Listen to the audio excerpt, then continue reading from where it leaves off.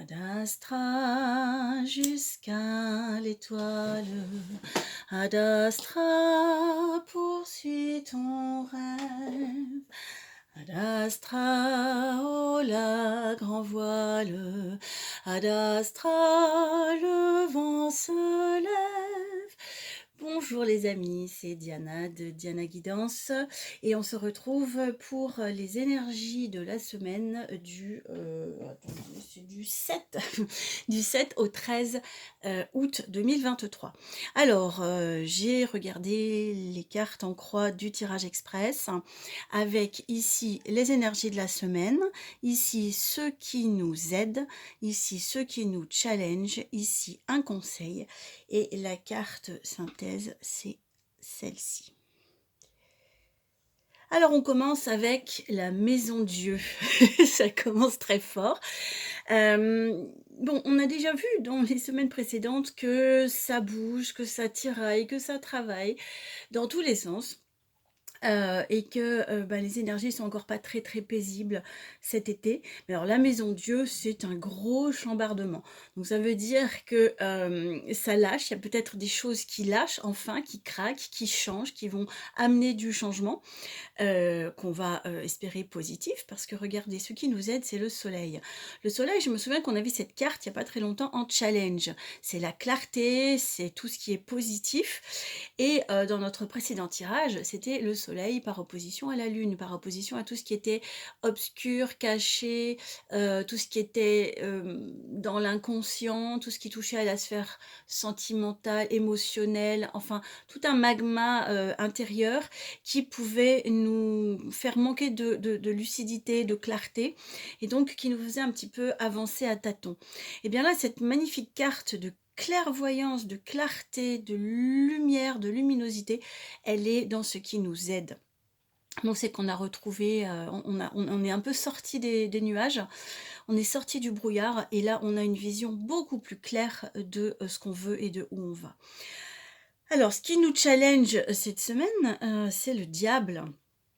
Le diable, alors c'est tout ce qui est tout ce qui est un peu tordu, tout ce qui est pas clair, mais dans un sens, un peu machiavélique, un peu ou beaucoup, malhonnête.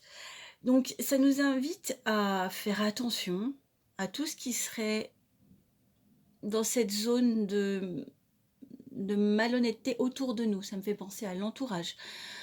S'il y a des choses, des gens qui sont pas hyper lumineux autour de nous, il faut peut-être s'en préserver, faire attention à ça. Après, il y a une autre interprétation du diable, dans un sens plus positif, c'est une énergie, c'est un teigneux, d'accord. Donc c'est une énergie qui nous invite à persévérer, à s'accrocher, à, ouais, à faire preuve de force et de détermination dans la durée, dans la longueur. Donc, si c'est en challenge, c'est peut-être une carte qui nous dit ne lâche pas, avance, continue, accroche-toi, persévère, ne te décourage pas. Et ça, c'est un versant beaucoup plus lumineux. Et notamment dans les choses de la matière.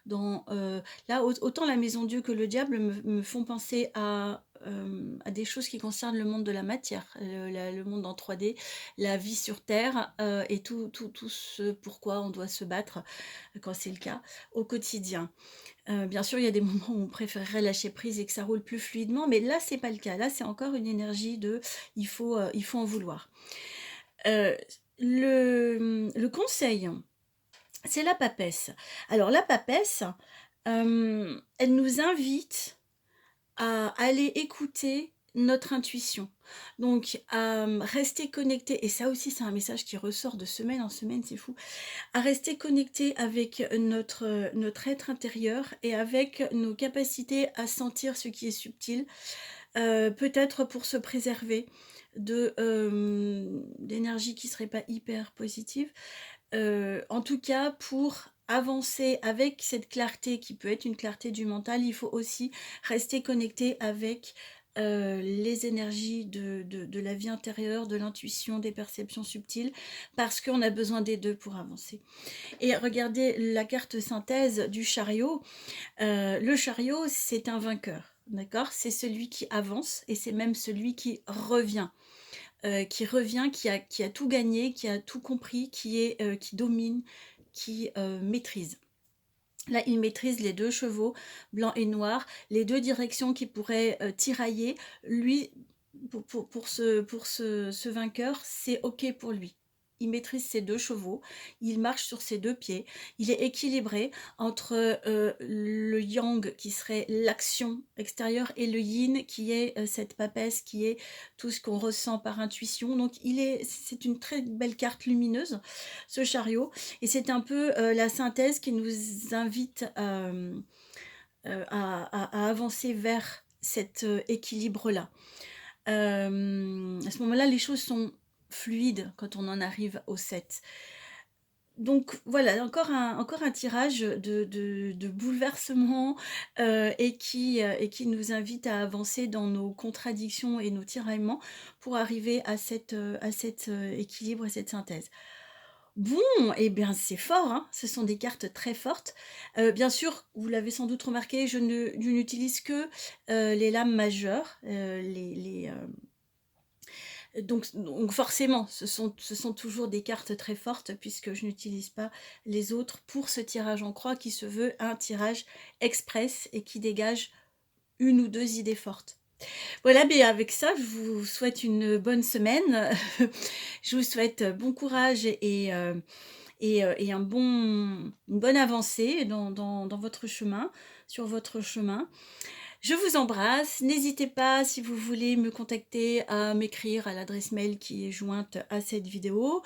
Vous pouvez mettre un petit pouce vers le haut, ça peut aider au démarrage de cette chaîne. Et puis, on se retrouve la semaine prochaine pour les énergies de la nouvelle semaine. À très bientôt. Au revoir.